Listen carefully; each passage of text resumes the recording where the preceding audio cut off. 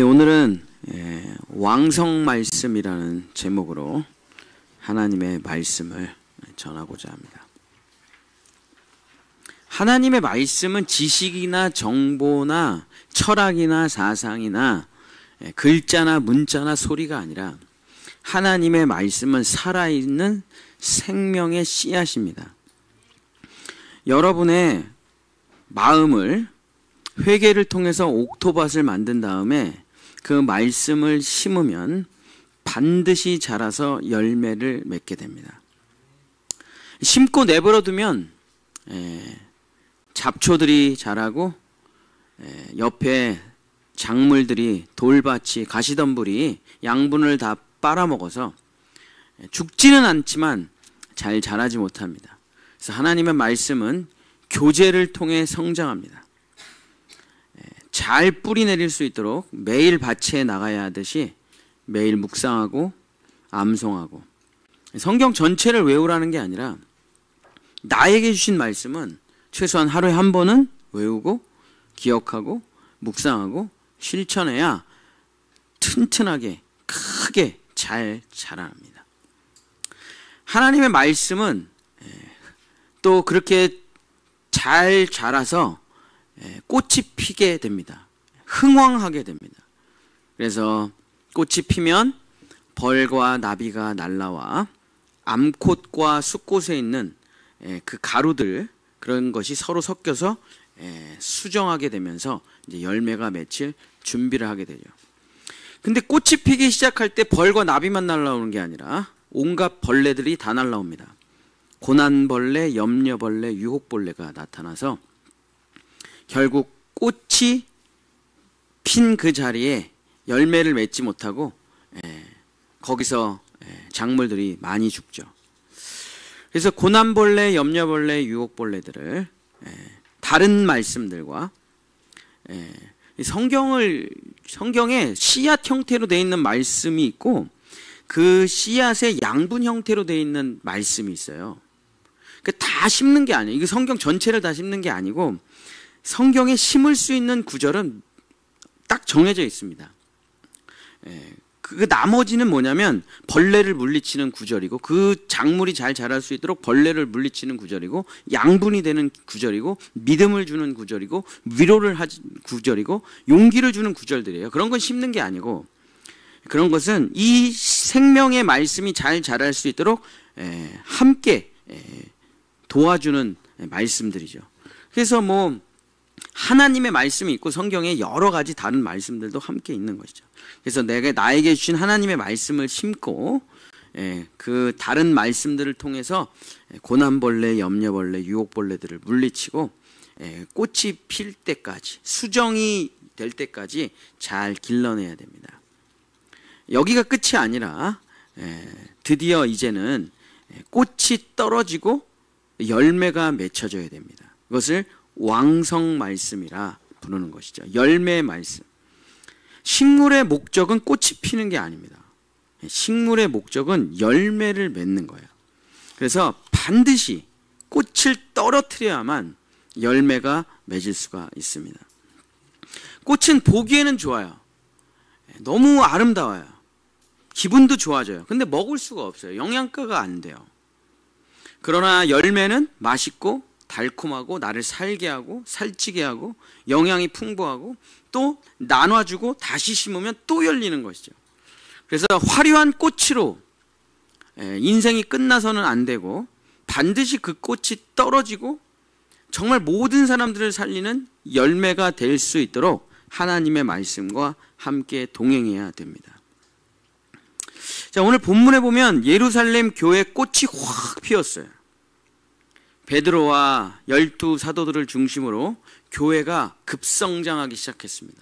하루에 3,000명이나 베드로의 설교를 듣고 회개하고 예수 그리스도의 십자가와 부활이 선포되고, 우리가 죽인 그 십자가에 달린 예수가 하나님의 외아들이었다는 것을 통해서 그리스도인들이 늘어나기 시작했습니다. 회개하고 자신의 모든 물건을 서로 통용하고 모든 재산과 소유를 팔아 사도들의 발 앞에 갖다 두니 각 사람의 필요에 따라 나눠지고, 날마다 마음을 같이하여 성전에 모이면서 예루살렘 교회에 정말 꽃이 확 폈어요. 예루살렘 교회는 사람도 늘어나고 재정도 풍성해지면서 정말 아름다운 꽃이 되었습니다. 근데 안타깝게 이제 서로 패가 나눠가지고 싸우기 시작하기 되었습니다. 그리스어를 사용하는 이방 유대인들, 다음에 히브리어를 사용하는 본토 유대인들이 서로 패싸움을 하기 시작하는 거예요. 예루살렘에서. 자, 그리스어를 사용하는 이방 유대인들도 리더가 있고 공동체가 있어요. 히브리어를 사용하는 본토 유대인들도 자기들의 리더가 있고 공동체가 있어요. 근데 교회에 돈이 들어오고 재정이 들어오고 사람들이 헌금을 하니까 각 사람의 필요에 따라서 어렵고 힘들고 가난하고 절대적인 빈곤에 있는 사람들을 이제 교회의 재정을 나눠주고 교회 음식을 나눠주고 밥을 나눠주기 시작하는데, 본토 유대인들, 히브리어를 사용하는 본토 유대인들이 자기네 공동체에다가 더 좋은 걸 주고 쓸모없는 거는 이방인 공동체에 주는 거야. 그러니까 이방인 공동체에 그리스어를 사용하는 이방인 유대 공동체가 점점 화가 나기 시작하는 거예요. 근데 히브리어를 사용하는 본토 유대인들이 교회의 주축이니까 갑질을 하는 거죠. 그래서 항상 나눠줄 때 본토 사람들은 더 좋은 거, 본토 사람들은 2개, 본토 사람들은 더 많이 이렇게 챙겨주는 거예요. 그리고 그 나머지를 이방 유대인들에게 챙겨줘요.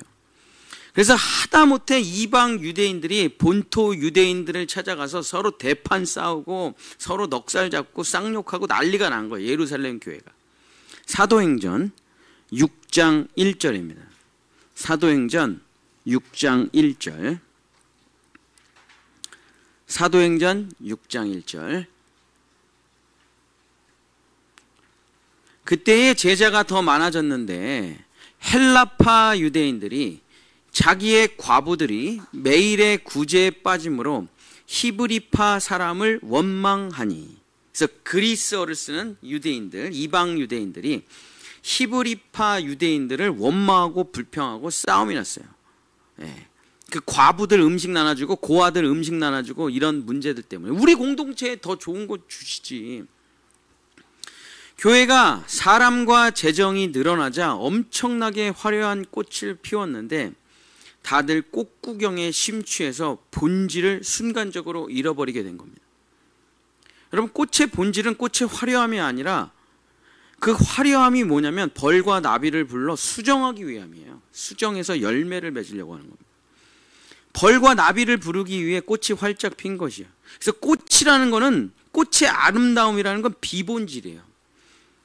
꽃의 본질은 꽃가루를 통한 수정이 핵심이에요. 이게 열매로 나아가기 위해 꽃이 핀 걸 뿐입니다. 예루살렘 교회가 너무 화려한 꽃을 피니까 그 꽃에 취해서 본질을 잃어버렸어요. 비본질에 빠져버렸습니다. 서로 자기 사람들 챙겨주는 일에 빠져버린 거예요. 교회의 본질이 무엇입니까? 꽃이, 암꽃과 숫꽃이 벌과 나비를 통해서 서로 하나가 되어 열매가 맺혀지는 게 교회의 본질이고 꽃의 본질인데, 그리스도 예수 안에서 서로 하나가 되는 게 교회의 본질인데, 각 공동체의 리더들이 내 사람 챙겨주느라 교회가 서로 싸우고 분열되어 가고 있는 거예요. 다 서로 자기 공동체를 위해서 애를 쓰는 거 맞죠? 좋은 일 하는 거 맞아요. 그러나 본질을 잃어버리고 비본질에 빠진 거예요. 구제에 빠지고 봉사에 빠지고, 그러면서 교회가 무너지기 시작합니다. 자, 교회가 무너지는 이유는 오직 하나뿐입니다. 갈라디아서 1장 10절입니다. 이건 중요한 성경 구절이니까 한번 찾아서 같이 읽어보도록 하겠습니다. 갈라디아서 1장 10절 말씀.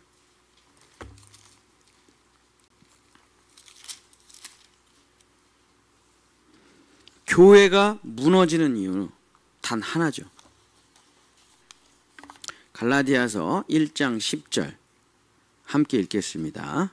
신약성경 301페이지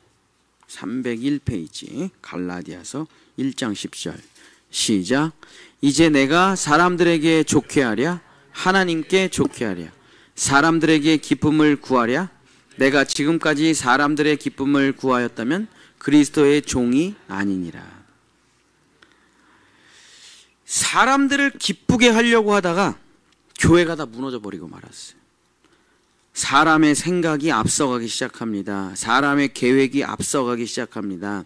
사람의 뜻이 앞서가기 시작합니다. 사람의 돈이 교회에 들어옵니다. 사람의 힘, 사람의 쾌락, 사람의 종교성, 사람의 철학, 사람의 사상이 들어와 사람이 지배하게 될 때 교회는 무너지게 되는 거죠.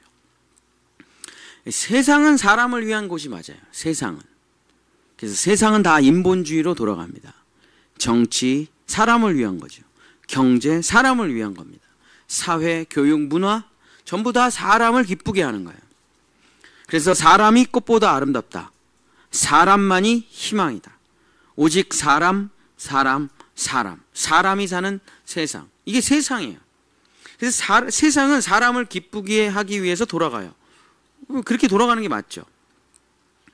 근데 하나님이 정해 놓으신 오직 한 장소만은 절대로 그렇게 돌아가서는 안 돼요. 그 장소 하나만큼은 세상과 완전히 구별되어서 존재해야 돼요. 그곳은 하나님 중심이어야 됩니다. 하나님 말씀이 선포돼야 돼요. 오직 하나님께 찬양과 경배를 드리고 하나님을 만나야 되고 하나님께 기도하고 하나님께 은혜와 치유와 축복을 입고 하나님의 임재를 경험하는 그 장소만큼은 절대 사람을 기쁘게 해서는 안 되고 하나님을 기쁘시게 해야만 합니다. 그곳에서만큼은 하나님이 보좌의 중심에 앉아 계셔야 돼요. 오직 이 한 장소만큼은 하나님 중심, 하나님 위주, 하나님을 기쁘게 하는 곳이어야만 됩니다. 우리는 이곳을 교회라고 부르죠. 교회. 성경의 모든 구조가 다 똑같습니다. 에덴 동산의 구조. 모든 것은 아담 위주예요. 근데 동산 중앙에 나무 한 그루는 하나님 위주예요. 그것만큼은 건드려서도 안 되고 그것만큼은 훼손해서도 안 되고 그것만큼은 네가 차지해서도 안 되고 그 자리를 네가 써도 안 돼. 동산 중앙에 유일한 한 자리는 하나님의 자리여야만 돼. 그래서 그곳에 하나님의 임재가 있고 그곳에 하나님이 계셔야만 너는 살 수 있고 모든 생명이 살 수 있고 그곳으로부터 축복이 흘러가고 그곳으로부터 은혜가 흘러가고 그곳으로부터 사는 거예요. 그 생명의 근원 자리를 없애버리면 안 돼. 거기 또 아담의 자리로 만들어서는 안 돼요. 성막과 이스라엘의 진영의 구조도 똑같습니다. 사방팔방 동서남북으로 이스라엘 진영이 있고 정중앙에 지성소가 있어요. 이 지성소에는 어느 누구도 들어가서도 안 돼요. 제사장만 1년에 한 번 그 피를 뿌리고 들어가 하나님의 말씀을 받는 곳입니다. 이것이 무너지면 이스라엘은 무너지는 거예요. 진영은 다 파괴되는 거예요. 오직 그 중심의 한 자리에 하나님만이 하나님 중심으로 하나님의 임재가 있는 곳이 있어야만 다른 모든 99자리가 살게 되는 거예요. 이것이 성경이 말하고 있는 구조입니다. 하나님이 자리를 차지하겠다는 게 아니야. 나도 한 자리 끼워보겠다는 게 아니야. 하나님이 계셔야 되기 때문에 그 하나님이 복이시기 때문에 그 하나님이 생명이기 때문에 그 하나님이 은총이기 때문에 그 생명과 복과 은총의 자리를 우리가 남겨둬야 되는 겁니다. 그 자리가 없으면 야 내가 모든 걸 다 차지했다 이제 행복하겠다 바로 죽기 시작하는 거죠. 하나님이 계시는 한 자리 거기가 없다라면 우리는 맨날 서로 싸울 것이고 저주와 다툼과 원망과 불평과 사망과 죽음과 지옥이 펼쳐지게 될 것입니다. 그러므로 하나님이 모든 자리는 다 니네가 하고 싶은 대로 해라. 니네 마음대로 해라. 근데 한 자리, 하나님을 모시는 한 자리, 바로 교회만큼은 절대로 사람을 기쁘게 해서는 안 된다. 오직 하나님을 기쁘게 하는 곳이어야 된다. 아, 하나님 못돼 처먹었네. 꼭 그렇게까지 하셔야 됩니까? 꼭 그거 한 자리 차지하셔야 돼요? 그런 게 아니라니까요. 하나님이 한 자리를 차지하려고 하시는 게 아니라 내가 좋은 자리, 명당을 딱 앉겠다고 하시는 게 아니라 최소한 물이 흘러나오는 생수의 근원을 틀어막으면 안 되잖아요. 아무리 개발이 좋고 아무리 아파트가 좋고 아무리 뭐 동산을 만들고 정원을 만들고 뭐 지역을 개발하고 다 좋다 이거예요. 근데 최소한 물이 흘러나오는 생수의 근원자리는 막으면 안 되잖아요. 그거 막으면 다 죽는데.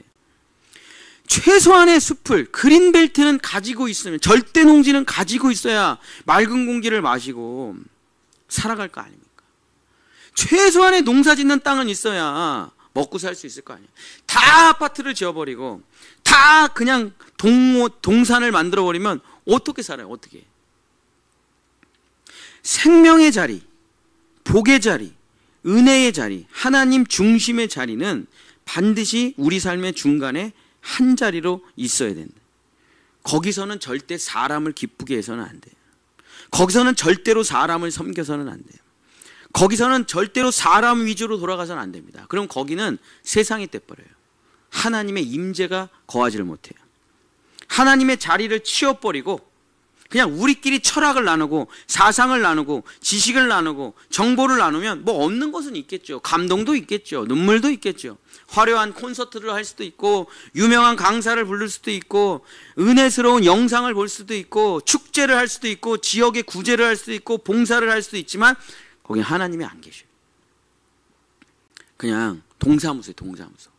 지역아동센터예요. 커피숍이에요. NGO 단체예요. 거기는 하나님의 임재가 일어나질 않아요. 하나님을 기쁘시게 하고 하나님을 섬기고 하나님 위주의 한 자리가 있는 그 교회에는 하나님의 역사가 나타납니다. 교회만큼은 하나님의 말씀대로 움직여져야 합니다. 교회에 사람의 논리와 철학이 들어와서는 안 돼요. 사람의 능력과 권력이 들어와서는 안 돼요. 교회 세상의 유행이 들어와서는 안 돼요. 교회 돈의 이익 구조와 계급과 지배 구조 이런 것들이 교회에서는 절대 작동되지 말아야 됩니다. 교회는 오직 하나님의 말씀만 작동돼야 돼요. 이 사람을 기쁘게 하려는 꽃이 떨어져야 하나님의 열매가 맺히는 것입니다. 아니 그 유대인들도 이거를 못했다니까요. 근데 이방인은 우리가 아무 문제 없이 교회를 행복하게 잘 움직일 수 있는 착각이죠. 착각입니다. 예루살렘 교회도 서로 싸웠다니까요. 고린도 교회는 뭐 더 싸우죠. 그러니까 우리는 가만히 내버려 두면은 자꾸 사람 중심으로 가려고 해요. 사람을 기쁘게 하려고 해요. 서로 위로하려고 해요. 그러면서 하나님을 자꾸 치워버려요. 하나님의 자리를 자꾸 빼요. 하나님의 말씀을 자꾸 빼요. 그러면서 자꾸 인본주의 세상의 것들을 들어와서 교회가 꽃을 유지하게 만들려고 해요. 화려한 꽃의 교회가 되려고 해요. 사랑하는 성도 여러분, 이 사람의 꽃이 떨어져야 하나님의 열매, 왕성의 열매가 맺히는 것입니다. 이 사람의 꽃을 떨어뜨려야 돼요. 사람의 꽃, 사람을 기쁘게 하려는 꽃을 떨어뜨려야만 하나님의 열매가 맺히는 거죠. 자, 베드로라는 사람이 있습니다. 이 베드로 역시 사람의 꽃이 떨어졌을 때 열매가 맺히게 되는 거거든요. 자, 마태복음 26장 33절, 35절 제가 읽어드릴게요. 베드로가 대답하여 이르되 모두 주를 버릴지라도 나는 결코 버리지 않겠나이다. 베드로가 이르되 내가 주와 함께 죽을지언정 주를 부인하지 않겠나이다 하고 모든 제자도 그와 같이 말하니라. 자, 베드로는 지금 사람 예수를 기쁘게 하려고 그래요. 정치가 예수를 기쁘게 하려고 그래요. 차기 대통령 대권주자 예수를 기쁘게 하려고 그래요. 사회복지가 예수를 기쁘게 하려고 그래요. 의사 예수, 사람 예수를 기쁘게 하려고 합니다. 내 생명을 바쳐 당신에게 충성을 다하고 당신을 반드시 대통령으로 만들어 놓겠습니다. 내가 죽더라도. 지금 베드로는 하나님의 외아들에게 충성하고 순종하는 게 아니에요. 사람 예수를 기쁘게 하려고 하는 거예요. 근데 예수님은 이걸 알고 계셔요. 지금 베드로가 하는 말이 무슨 말이라는 거를. 그래서 예수님께서 사람인 나에게 복종하는, 사람인 나를 기쁘게 하려는 그 베드로의 속내를 아시고 네가 사람을 기쁘게 하려고 하는구나. 하나님의 뜻을 저버리고. 그러면서 이렇게 말씀하십니다. 마태복음 16장 21절서부터 23절. 이거 한번 찾아보겠습니다. 마태복음 16장 21절서부터 마태복음 16장 21절서부터 23절. 신약성경 27페이지 마태복음 16장 21절서부터 23절. 한번 읽어주실래요?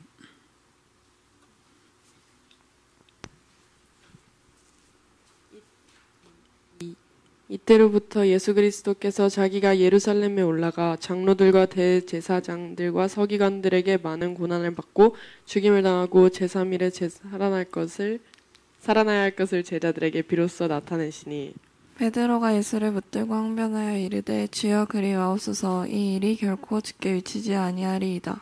예수께서 돌이키시며 베드로에게 이르시되 사탄아 내 뒤로 물러가라.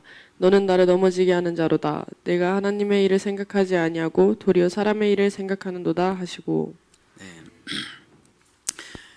나를 기쁘게 하려고 하지 마. 나 사람으로 와가지고 대통령 되려고, 사회 지도자 되려고 온 거 아니야.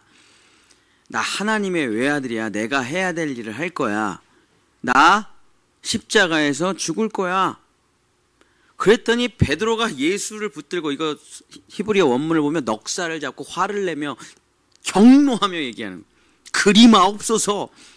이 일이 결코 당신에게 일어나지 못하게 내가 막겠습니다. 예수님께서 뭐라고 한다고요? 베드로야, 베드로야.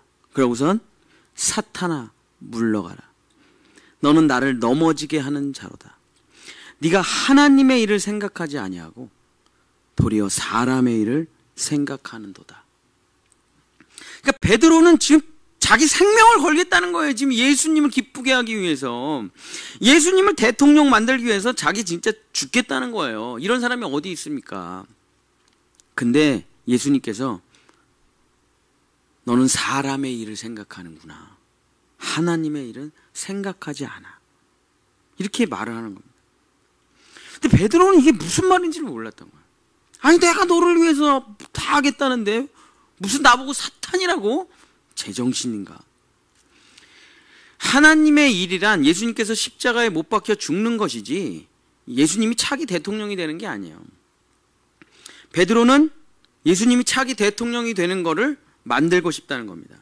그게 자기 뜻이지, 자기 생각이지, 자기 계획이지. 하나님은 그 사람의 일을 기뻐하지 않으십니다. 예수님께서 정말 하나님 위주의, 하나님 중심의 일을 할 때 하나님의 능력이 나타나는데, 예수님께서 베드로에게 이렇게 말씀하십니다. 베드로야 베드로야, 마태복음 16장 24절서부터 26절. 이에 예수께서 제자들에게 이르시되 누구든지 나를 따라오려거든 자기를 부인하고 자기 십자가를 지고 나를 따를 것이니라. 누구든지 제 목숨을 구원하고자 하면 잃을 것이요 누구든지 나를 위하여 제 목숨을 잃으면 찾으리라. 사람이 만일 온 천하를 얻고도 제 목숨을 잃으면 무엇이 유익하리요? 사람이 무엇을 주고 제 목숨과 바꾸겠느냐? 자, 베드로는 예수님을 차기 대통령으로 만드는 게 꿈입니다. 근데 예수님이 그건 사람의 일이야 라고 얘기하면 뭐라고 얘기합니까? 그래, 내가 대통령이 되고 네가 장관이 되면 좋다, 총리가 돼 좋다 이거야. 근데 그 모든 것을 다 이루고 권력을 차지하고 세상을 태평성대로 만들고 위대한 위인이 되고 네가 이 나라의 위대한 선지자나 선각자가 됐어. 그것을 다 이룬 후에 너가 죽어서 지옥에 간다면 그게 무슨 소용이 있느냐? 베드로야, 너가 정작 사람을 기쁘게 하여 권력을 얻고 인기를 얻고 힘을 얻고 능력을 얻고 사람을 행복하게 해서 위대한 사람이 됐는데 너가 결국은 지옥에 떨어졌다고 하자. 무엇이 더 소중하겠느냐? 사람을 기쁘게 하는 것과 너가 진짜 하나님을 만나 구원을 받는 것과 어느 것이 더 중요하겠느냐 하고 예수님께서 베드로에게 이야기하는 것이죠. 사람을 기쁘게 하려고 했던 그 베드로는 결국 예수님을 부인하고 저주하고 다 그 꽃이 떨어지고 부활하신 예수님을 만나 드디어 진짜 열매를 맺게 되는 것이죠. 사람을 기쁘게 하려고 살아온 성경의 대표적인 인물이 있습니다. 그들이 바로 종교의 지도자들이죠. 자, 누가복음 18장 9절서부터 14절까지 누가복음 18장 9절서부터 14절 한번 읽어주세요. 누가복음 18장. 본향교회가 드디어 예배 구독자가 200명이 넘었거든요. 잘 좀 읽어주세요. 조회수 좀 더 올려보게. 깨꼬리 같은 목소리로. 누가복음 18장 9절서부터 14절. 또 자기를 의롭다고 믿고 다른 사람을 멸시하는 자들에게 이 비유로 말씀하시되 두 사람이 기도하러 성전에 올라가니 하나는 바리새인이요 하나는 세리라. 바리새인은 서서 따로 기도하며 이르되 하나님이여 나는 다른 사람들 곧 토색, 불의, 간음을 하는 자들과 같지 아니하고 이 세리와도 같지 아니함을 감사하나이다. 나는 일에 2번씩 금식하고 또 소득의 11조를 드리나이다 하고 세리는 멀리 서서 감히 눈을 들어 하늘을 쳐다보지도 못하고 다만 가슴을 치며 이르되 하나님이여 불쌍히 여기소서 나는 죄인이로소이다 하였느니라. 내가 너희에게 이르노니 이에 저 바리새인이 아니고 이 사람이 의롭다 하심을 받고 그의 집으로 내려갔느니라. 무릇 자기를 높이는 자는 낮아지고 자기를 낮추는 자는 높아지리라 하시니라. 아멘. 종교의 지도자들은 그 누구보다 하나님 중심, 하나님 위주, 하나님을 기쁘시게 해야 되고 삶의 모든 자리에 하나님이 앉을 수 있게끔 하는 사람들이 종교의 지도자들인데 모든 목표가 사람들이 나를 어떻게 생각하느냐예요. 그래서 사람을 끌어모아 힘과 권력과 돈을 가지려고 하고 사람을 기쁘게 하려고 살아가요. 예배 드릴 때 내가 얼마나 멋있게 보이는가 신경 쓰고 금식하면 자랑하고 헌금하면 뽐내고 다른 사람들 정죄하고 하나님을 기쁘게 하는 삶이 아니라 모든 신경과 초점이 사람들이 나를 어떻게 보는가에 달려있는 거예요. 어떻게 하면 사람들을 기쁘게 할 수 있는가에 달려있어요. 어떻게 옷을 입으면 사람들이 나를 더 좋아할까? 어떻게 말을 하면 사람들이 나를 더 존경할까? 오직 사람을 기쁘게 하려고 합니다. 예수님께서 종교의 지도자들에게 마태복음 6장 6절에 이렇게 이야기합니다. 기도할 때마다 금식할 때마다 그냥 잘난 척을 해요. 그랬더니 마태복음 6장 6절에 너는 기도할 때 내 골방에 들어가서 문을 닫고 은밀한 중에 내 아버지께 기도하라. 은밀한 중에 보시는 내 아버지께서 갚으시리라. 너 기도 혼자 골방에 들어가서 하고 너가 무슨 기도를 했다, 몇 시간을 기도를 했다, 누구를 위해서 중보 기도를 했다, 절방을 위해서 기도했다, 그런 거 일절 말하지 말. 그냥 골방에 들어가서 하나님한테만 기도하고 기도를 했는지 못했는지 너 스스로도 모르게 해. 그냥 은밀한 중에 기도해. 그러면서 사람에게 보이려고 기도하지 마. 그리고 딱 예수님께서 혼내십니다. 마태복음 6장 16절 금식할 때 너희는 외식하는 자들과 같이 슬픈 기색을 보이지 말라. 그들은 금식하는 것을 사람에게 보이려고 얼굴을 흉하게 하느니라. 내가 진실로 너희에게 이르노니 그들은 이미 자기 상을 이미 받았느니라. 금식하면 수척해진 모습으로 수염 길러가지고 저는 지금 15일째입니다. 저는 죽었습니다. 밥 먹으면 다 살아나요. 그거 아무 의미 없어요. 숭늉 먹으면 다 살아나고요. 40일 금식하고 링겔 하나 맞으면 다 살아납니다. 무슨 의미가 있어요 그게. 다 살아나요. 산에서 결혼하지 않고 산에서 종교생활 하시는 분들 많죠. 내려와서 칼국수 먹으면 다 끝장나요. 순댓국 먹잖아요. 다 끝장나요. 삼겹살 구워 먹잖아요. 도로아미타불.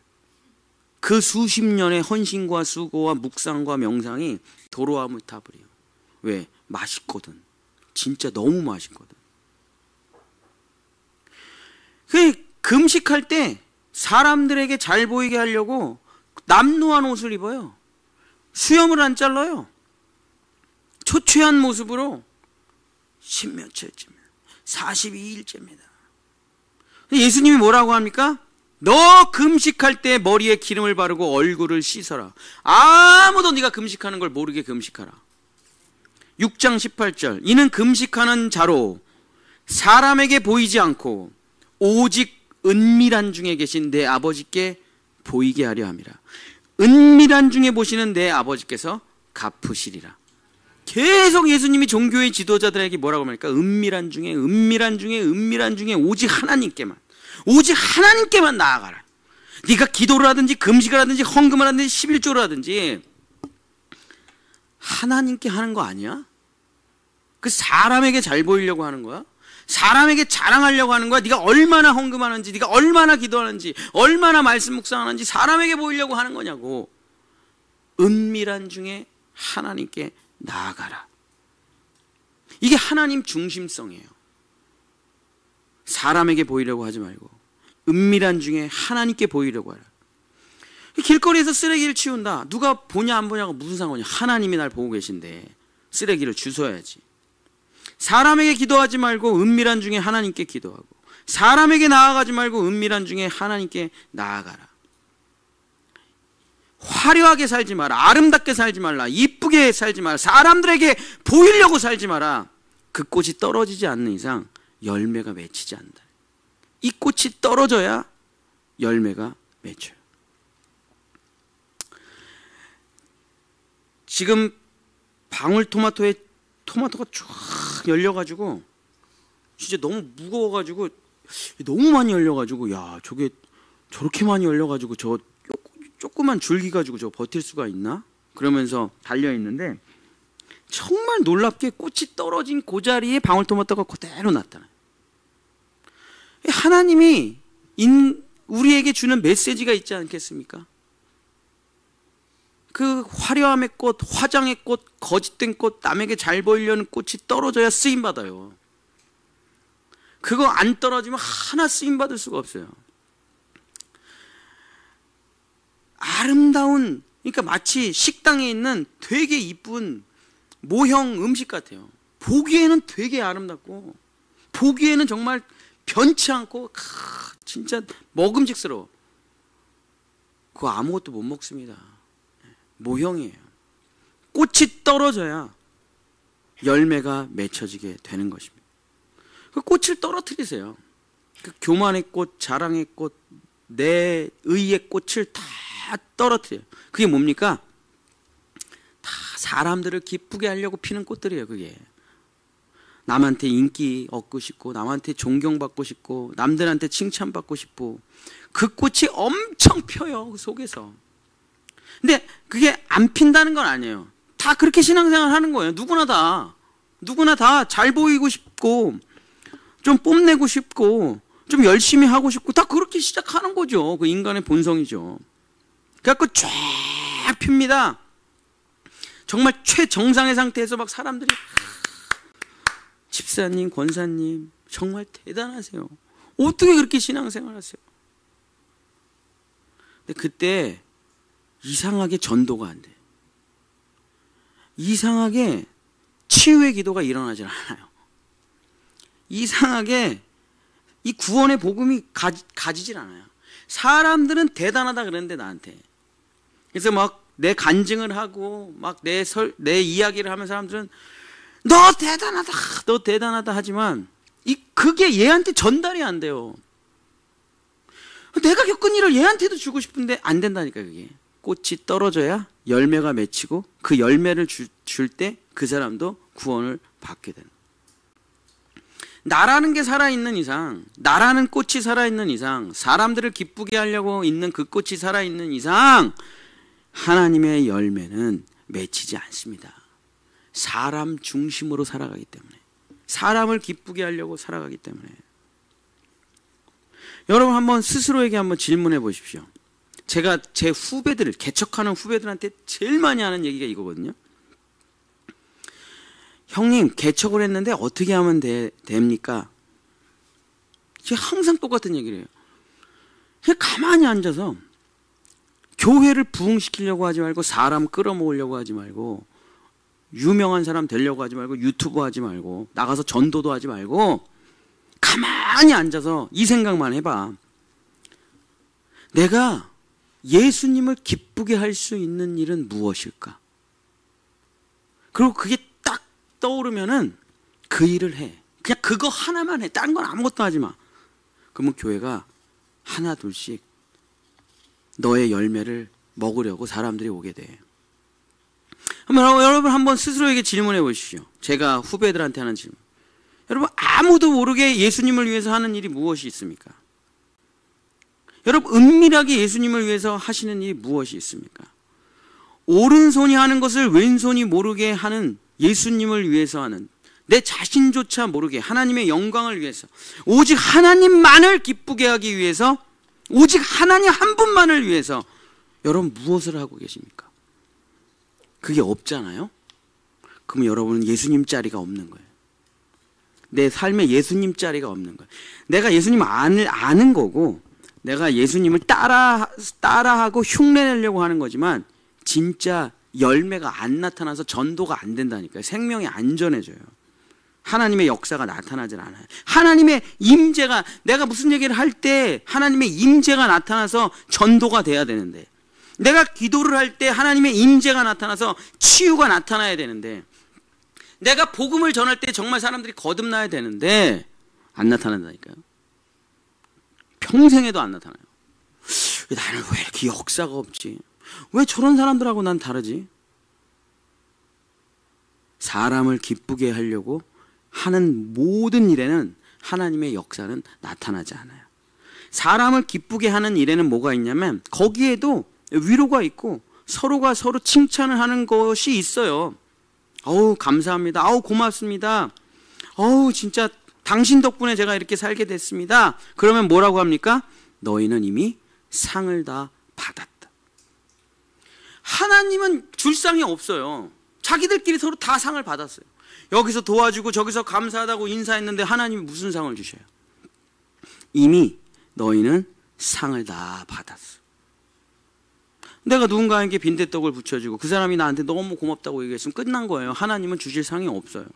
그러나 오직 하나님 단 한 분만을 기쁘게 하기 위해서 오른손이 하는 일을 왼손이 모르게 하고 왼손이 하는 일을 오른손이 모르게 하고 은밀한 중에 하는 일은 하늘의 상급이 어마어마하다는 그런 일을 하시라는, 그게 뭡니까? 꽃이 떨어지고 열매가 맺힌다. 그걸 뭐라고 합니까? 오늘 본문에 이렇게 기록되어 있죠. 왕성이다. 왕성. 흥왕하고는 다릅니다. 왕성은 꽃이 떨어지고 열매가 맺히는 거예요. 그래야 사람들한테 나눠주고. 꽃을 나누면 어떻게 나눠줘요? 꽃을 주면은 죽어버릴 건데 뭐 한 이틀은 살 수 있겠죠. 그러나 그냥 보기에 좋은 꽃을 나눠줄 뿐이죠. 그러나 열매를 나눠주면 그 사람이 먹어요. 그리고 씨를 톡 뱉어요. 그리고 땅에다 심습니다. 그 사람 엄청나게 자랄 수 있어요. 제가 3층에서 수박을 먹고 그 씨를 한번 그렇게 기르는 사람들이 있더라고요. 자기가 수박을 먹고 씨를 이렇게 해가지고 그 씨를 길러내는 사람들이 있더라고요. 유튜브에. 그래서 저도 그냥 흉내 내봤어요. 그래서 씨를 뱉어가지고 위에다가 한쪽에다가 심어놨어요. 씨를. 와, 근데 정말 안 열리더라고요. 그래서 나는 이게 아무 씨나 막 그렇게 되는 것도 아니고 막 냉장고에 들어온 수박 이런 건 되는 게 아닌가 보다. 그러면서 포기하고 있었는데 며칠 전에 싹 열리더라고요. 새싹이, 수박이. 그 수박을 먹고 내가 수박을 나눠줘요. 그 사람 수박 먹고 그 사람 그 씨 심잖아요. 죽을 때까지 수박 따먹을 수 있어요. 이걸 왕성이라고 하는 겁니다. 왕성. 드디어 꽃이 떨어지고 사람을 기쁘게 하려고 하는, 나를 기쁘게 하려고 하는 내 위주로 살아가는 꽃이 떨어지고 열매가 맺힐 때, 왕성의 열매가 맺힐 때 내 주변에 있는 모든 사람이 다 살게 되는 거예요. 예루살렘 교회 12 사도들이 이방인 유대인과 본토 유대인들이 서로 맨날 싸우니까 불러요. 다 일로 와. 그러고선 이렇게 합니다. 사도행전 6장 2절. 사도행전 6장 2절입니다.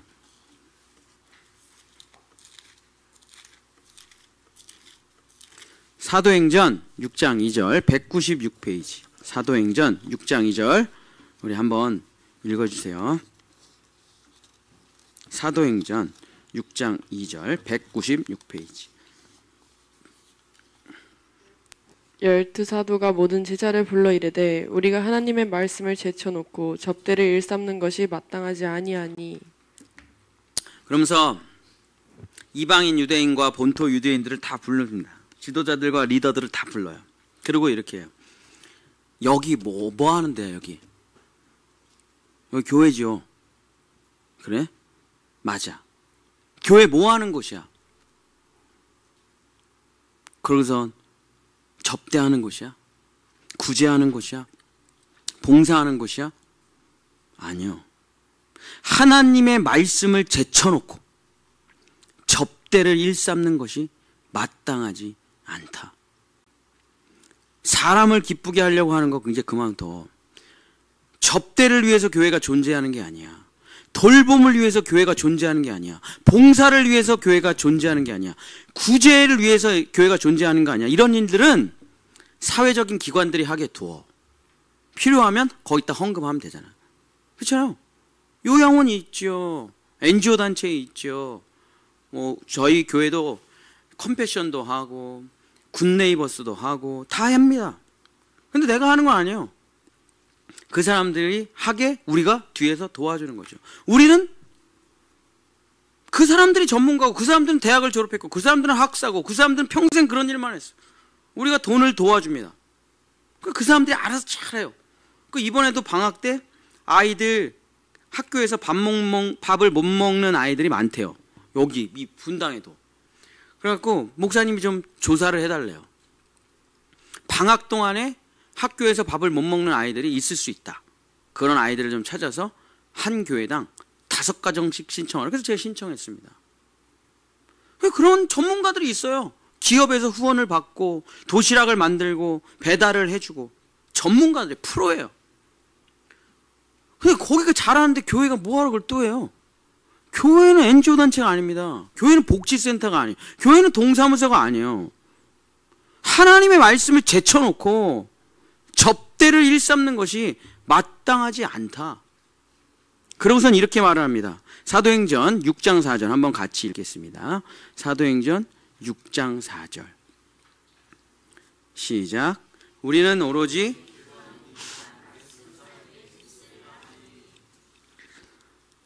세상은 사람을 위해서 많은 일을 합니다. 뭐 동사무소에 현수막이 쫙 걸려 있는데 청년들이 면접 보려고 그러면 돈 준다고 써 있고 다둥이 대학 등록금 준다고 써 있고 쫙 써 있어요. 이거 하면 저거 합니다. 정신이 피폐하고 어려운 사람들은 어디 가서 신청하시면 무료로 상담해 줍니다. 쫙 써 있어요. 그것도 한 달에 몇 개씩 바꿔가지고 그거 모르면 보상도 못 받아요. 뭐가 너무 많아가지고. 이런 일들은 사회적인 기관들이 하게 두라. 그들이 잘한다. 그리고 우리는 기도하는 일과 말씀 사역에 온 힘을 다하라. 그래 하나님만이 임재할 수 있고 하나님만을 위해서 있는 오직 하나님의 말씀과 기도로 충만한 장소가 하나는 있어야 된다. 여기로부터 모든 생명이 흘러가고 여기로부터 모든 은혜가 흘러가고 여기로부터 모든 치유가 흘러가는 생명의 근원되는 이 생장점이라는 것은 있어야 된다는. 여기만큼은 세상이 들어오지 못하게 하라. 여기만큼은 사람을 기쁘게 하는 일을 하지 말고 오직 하나님의 영광으로 살아가라. 교회만큼은 오직 하나님께만 기도하고 오직 하나님의 말씀으로만 충만할 때 역사가 일어나고 우리의 모든 꽃은 떨어지겠죠. 그러나 하나님의 하늘의 열매들이 맺혀 나가기 시작하는 것입니다. 예루살렘 교회가 이 사도들의 이야기를 듣고 회개하고 그 꽃을 다 버려요. 사람을 기쁘게 하려고 했던 우리 공동체, 우리 헬라파 유대인이 밀리면 되겠냐? 우리 본토 유대인이 밀리면 되겠냐? 저기 막 성장해 가는데 우리는 뭐 하는 거야? 1교구하고 2교구가 싸우고 3교구하고 4교구가 싸우고. 근데 사도들이 다 그만둬. 그리고 오직 말씀과 기도에 전념하라. 그랬더니 세상의 꽃이 떨어지기 시작합니다. 예루살렘 교회 사람을 기쁘게 하려고 하는 꽃이 떨어지기 시작해요. 화려함과 부귀와 명예의 꽃이 떨어져요. 인기와 문화의 꽃이 떨어져요. 구제와 봉사의 꽃이 떨어져요. 정치, 경제, 사회, 문화, 교육의 꽃, 사람의 꽃들이 다 떨어집니다. 그러면서 오직 하나님께만 집중하기 시작하는 거예요. 오직 하나님의 말씀에만 집중하기 시작하는 거예요. 정말 하나님께만 기도하기 시작하는 거예요. 홀로 조용히 교회를 나와 말씀 듣고 기도하기 시작하는 거예요. 오직 하나님을 위하여 하나님 중심으로 하나님을 기쁘게 하기 위해 온 힘을 쏟았더니 어떻게 됐습니까? 사도행전 6장 7절 다 같이 읽겠습니다. 사도행전 6장 7절 사도행전 6장 7절입니다. 시작. 하나님의 말씀이 점점 왕성하여 예루살렘에 있는 제자의 수가 더 심히 많아지고 허다한 제사장의 무리도 이 도에 복종하니라. 하나님의 말씀이 점점 왕성하여졌다. 꽃은 떨어졌지만 드디어 먹을 수 있는, 나눠줄 수 있는 영양가 풍부한, 한 번 심고 또 먹을 수 있는 그 열매가 풍성하게 맺혀졌다. 보기 좋은 신앙인이 아니에요. 진짜 신앙인이에요. 경건의 모양만 있는 삶이 아니에요. 경건의 능력이 있는 삶이에요. 비나이다 비나이다 하는 종교인이 아니에요. 기도하는 족족 응답받는 진짜 하나님의 사람이에요.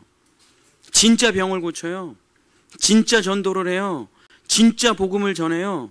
진짜 사람들을 구원받게 하는 진짜 왕성한 열매가 있는 하나님의 사람이 되는 것입니다. 그러면서 자기 입에서 줄줄 씨앗이 나와요. 내가 이런 일이 있을 때 하나님께 정말 집중하고 하나님만 생각하며 말씀 받을 때 이 말씀 받았어. 이 말씀 믿었어. 이 말씀에 목숨 걸었어. 그랬더니 내 삶이 왕성해졌어. 풍성해졌어. 너도 믿어봐. 몇 장 몇 절, 몇 장 몇 절, 몇 장 몇 절. 이 말씀이 그냥 줄줄줄줄줄 나오는 사람이 왕성한 사람이에요. 야, 내가 텔레비를 봤는데, 내가 드라마를 봤는데, 내가 누구를 만났는데, 말씀이 왕성한 사람이에요. 세상 꽃이 화려하게 핀 사람이에요. 세상에 사람을 기쁘게 하는 꽃이 그냥 화려하게 핀 사람이에요. 이런 사람이랑 교제하지 마세요. 나도 그 꽃이 펴요. 그 씨가 날라와가지고. 그러나 말씀이 왕성한 사람을 만나십시오. 그러면 씨가 그 사람 얘긴데 씨가 막 떨어져요. 제가 은혜 받은 말씀도 많죠. 근데 진짜 제가 간직하고 있는 대부분의 말씀들은 누가 나한테 전달해 준 말씀이에요. 자기가 인생에서 만났던 말씀을 막 얘기를 해요. 그럼요, 그냥 뭐 아무 말씀도 아닌데 이분이 인생을 걸었대, 이 말씀에. 그럼 그 말씀을 좀 주의 깊게 보게 되고, 이 말씀을 통해서 저분이 저런 역사가 일어났어? 나도 그렇게 되고 싶다. 그러고선 그 말씀을 기억하고 관심 있게 보고 묵상하기 시작하고 엄청 자라납니다. 그 말씀이 왕성한 사람을 만나면은 그 사람이랑 1시간 얘기하고 2시간 얘기하고 3시간 얘기하잖아요. 수백 개의 씨앗이 떨어져요, 내 안에. 수백 개의 씨앗이 떨어진다고요. 그 사람이 바로 말씀이 왕성한 사람이에요. 장절이 그냥 줄줄줄 살았어요. 나 이 말씀으로 구원받았고, 나 이 말씀으로 자녀 교육했고, 나 이 말씀으로 사업에 성공했고, 나 이 말씀으로 병 고쳤고, 나 이 말씀으로 전도했고, 나 이 말씀으로 인생 살았어. 이게 수룩한 사람들은 왕성한 사람입니다. 우리가 그렇게 돼야 되지 않겠습니까? 갈라디아서 2장 20절 한 절, 물론 귀하죠. 물론 귀합니다. 그러나 은혜의 축복이 또 엄청난 많은 말씀들이 있는데 다 기르셔가지고 왕성하게 되시기를 축복합니다. 말씀을 마치겠습니다. 하나님의 말씀은 농사와 같다고 예수님이 말씀하셨죠. 토마토 하나 심으면 토마토 하나 열리고, 파 하나 심으면 파 하나 열리고, 상추 하나 심으면 상추 하나 열리죠. 근데 토마토를 100개 심으면 어떻게 될까요? 여러분이 아는 모든 사람을 다 먹이고 남습니다. 여러분 상추 1000개 심으면 어떻게 될까요? 온 동네 사람 다 먹이고 남아요. 수박, 참외, 호박 1000개 심으면 어떻게 될까요? 지역 사람들한테 무료로 다 나눠줄 수 있습니다. 여러분 평생에 얼마만큼의 옥토밭에 얼마만큼의 씨를 뿌리냐, 이건 여러분의 완전한 자유예요. 자, 마음의 밭에, 마음의 옥토밭에 심는 거기 때문에 여러분 마음의 밭에 크기가 있습니까? 아니요, 무한하죠. 무한해. 자, 하나님의 말씀에 한계가 있습니다. 무한해요. 얼마든지 이 무한한 옥토밭에 무한한 하나님의 말씀을 무한하게 심을 수 있습니다. 갈라디아서 2장 20절은 무조건 심어야 돼요. 그래서 왕성한 열매가 자랍니다. 이 갈라디아서 2장 20절은 병충해를 잘 안 입어요. 심어만 놓으면 잘 자라요. 튼튼해요. 방울토마토 같아요. 약 하나도 안 치고 손 하나 댈 거 없어요. 지 혼자 잘 자랍니다. 요한복음 3장 6절 심어보십시오. 날 사랑하심, 날 사랑하심. 그냥 뭐만 있으면 그냥 하나님이 날 사랑하신다는 게 느껴지고 믿어지고 행복하게 살게. 사무엘상 15장 22절도 심어보십시오. 순종이 제사보다 낫고 듣는 것이 순양의 기름보다 나으니. 순종 한번 심어보세요. 순종은 내가 그럴듯하고 받아들일 수 있는 거, 그거 순종 아니에요. 그거 절대 할 수 없는 거를 내가 하는 걸 순종이라 그래요. 그거 심어보십시오. 내 생각하고 다른데, 내 뜻하고 다른데, 그런 것은 나중에 생각하고 일단 순종해 보세요. 엄청나게 축복의 열매가 자라나게 됩니다.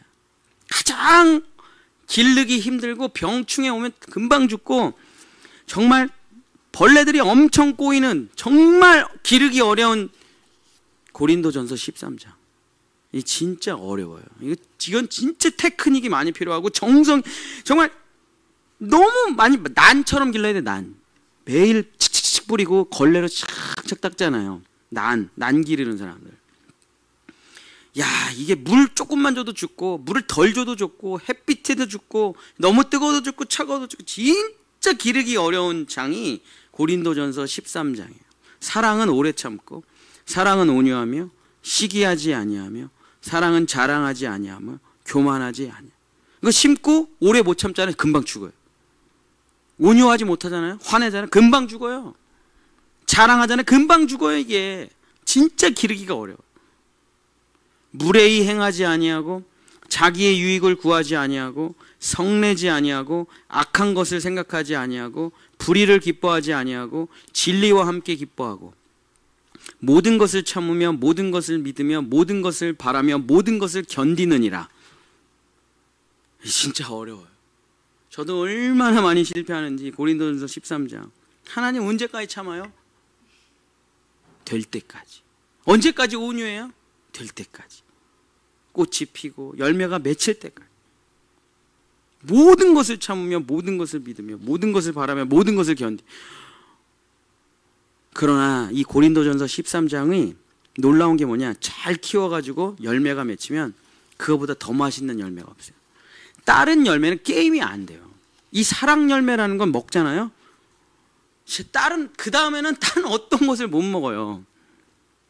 그렇게 맛있고 그렇게 귀하고. 이건 누구한테 나눠주잖아요. 그냥 너무 반해가지고 한 번만 더 먹게 해주세요. 사랑 열매 딱 키우기 시작하면 다른 작물은 시시해서 못 키워요. 사랑하는 본향의 성도 여러분, 한 말씀 한 말씀 잘 심으시고 흥왕하게 잘 자라게 하시고 열매가 왕성하고 풍성하게 되시기를 축복합니다. 흥왕하고 왕성한 축복의 옥토밭이 되면 사람을 기쁘게 하기 위해서 살아갈 필요가 전혀 없어요. 여러분, 사람을 기쁘게 한다는 거요, 진짜 힘든 일이에요. 여러분, 웃는 사람이 힘듭니까? 웃기는 사람이 힘듭니까? 웃기는 사람이 힘들죠. 밤새 연구하고 밤새 연습하고 밤새 준비해서 딱 해서 한번 웃겨요. 끝이에요. 너무 재밌었어. 그 집에 가요. 웃기는 사람은 내일 또 뭐 웃기? 얘 내일 뭐 웃기지? 뭐 할까? 춤출까? 노래할까? 그냥 막 코에 막 이런 거 꽂을까? 동전 넣을까? 얘 웃기게 하고 싶은데, 재밌게 하고 싶은데 얘는 아무 생각 없이 정말 행복하게 학교 와요. 근데 얘가 500원짜리 동전을 콧구멍에 넣고 팍 집에 갔더니 여기가 피투성이야. 그 다음 또 얘 뭘로 웃기지? 뭘로 기쁘게 해주지? 그럼 웃기는 사람 되지 마시고 웃는 사람 되세요. 사람 기쁘게 하는 거 끝이 없습니다. 사람 기쁘게 하는 거요 만족감 없어요. 얼마만큼의 돈을 주고 얼마만큼을 기쁘게 하고 얼마만큼을 잘해주면 그 사람이 이제 됐어, 나 충만해, 나 이거면 충분해, 그런 말을 들을 수 있을까요? 영원히 못 듣습니다. 영원히 못 들어요. 매일 죽은 힘을 써가며 매일 내 돈을 다 써가며 매일 비위를 맞추고 매일 노력하지만 지치고 피곤해요. 여러분, 하나님께서 말씀하십니다. 사람을 기쁘게 하려고 살지 말고 오직 하나님을 기쁘게 하기 위해서, 은밀한 중에 보시는 그 하나님을 기쁘게 하기 위해서 살아보라. 그랬더니 어떻게 됩니까? 흥왕해요. 왕성해요. 그랬더니 사람들이 알아서 와. 그냥 나눠줘요. 내 왕성한 밭에서, 내 흥왕한 밭에서. 그래, 너 방울토마토 먹어. 야, 너 상추 먹어. 제가 며칠 전에 어떤 분을 만났는데, 자기 밭에 있는 것 좀 다 따서 먹으래. 너무 많아가지고 감당이 안 된대. 그래서 제가 잘 따가지고 와서 잘 먹었죠. 왕성한 밭은요, 감당이 안 돼, 이게. 너무 많아가지고. 그냥 누구든지 와서 먹으라는 거예요. 하나도 기분 안 나빠요. 왜? 내일 또 쫙 자라요. 물만 주면 쫙 자라요. 여러분, 그렇게 살아야 되죠. 맨날 있는 돈 없는 돈, 있는 노력 없는 노력 다 끌어모아가지고 저 사람이 날 미워하면 어떡하나, 저 사람이 나를 욕하면 어떡하나, 뭘 해줘야 저 사람을 기쁘게 할까? 피곤합니다. 지쳐요. 그러나 하나님 중심으로 하나님을 기쁘게 하려고 할 때 여러분은 흥왕하고 왕성한 축복의 값을 가지게 될 거예요. 그러면 모든 사람들이 여러분 곁에 와서 여러분에게 많은 것들을 누리고 마시고 있게 될 것입니다. 아무 노력도 하지 않아도 사람들은 여러분 곁에 늘 있을 거예요. 왕성한 밭을 가지고 있는 사람들의 삶이죠. 사랑하는 본향의 하늘 농부 여러분, 정말 흥왕하고 왕성한 축복의 밭을 일구시기를 예수님의 이름으로 간절히 축복합니다. 우리 찬양하고 우리 기도하겠습니다. 달고 오묘한 그 말씀 우리 찬양하면서 주여 흥왕하게 하시고 왕성하게 하시고 사람을 기쁘게 하지 말고 하나님을 기쁘게 하기 위해 살아가게 해 주시옵소서. 우리 찬양하고 기도하도록 하겠습니다.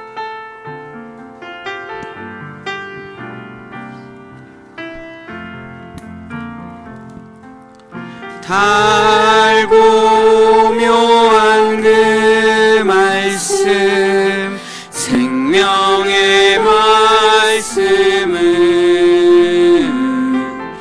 귀한 그 말씀 진실로 생명의 말씀이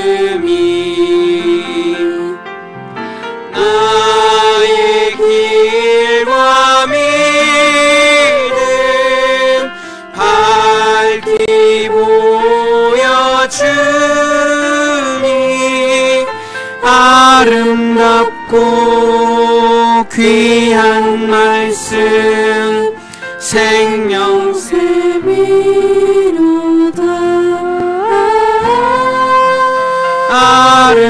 아름답고 귀한 말씀 생명샘이로다.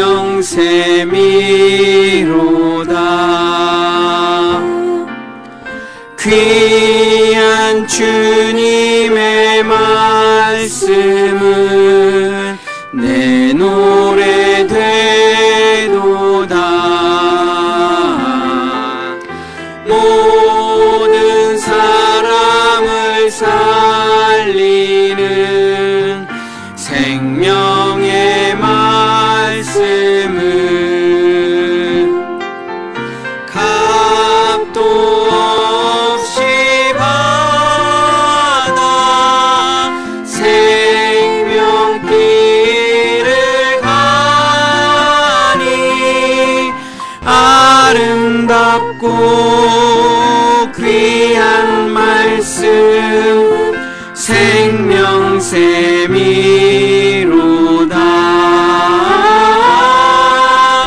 아름답고 귀한 말씀 생명샘이로다.